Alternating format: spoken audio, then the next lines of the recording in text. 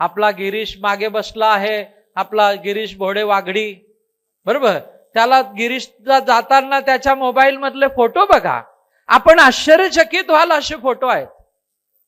40 inch स्टेमची गर्द, चकाकी.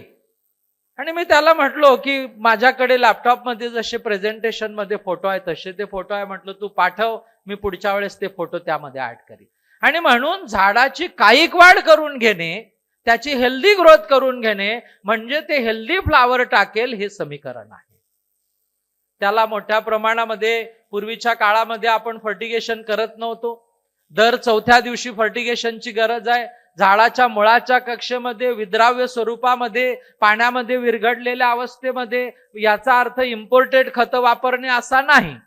Urea 100% पाण्यात विरघडतं, अमोनियम सल्फेट 100% पाण्यात विरघडतं, पांढरा पोटॅश 100% पाण्यात विरघडतो, मॅग्नेशियम 100% पाण्यात विरघडतं, कॅल्शियम नायट्रेट 100% पाण्यात विरघडतं. थोड्या प्रमाणामध्ये 1261, थोड्या प्रमाणामध्ये 05234, थोड्या प्रमाणामध्ये 0050, 13045, अशा प्रकारचं नियोजन जे मी आपल्याला या शेड्यूलमध्ये दिलं ते करणं गरजेचं आहे. वाढीच्या अवस्थेनुसार अन्न घटक दिले तरच निर्यातक्षम गुणवत्तेचा घड बनू शकतो, हे लक्षात घ्या.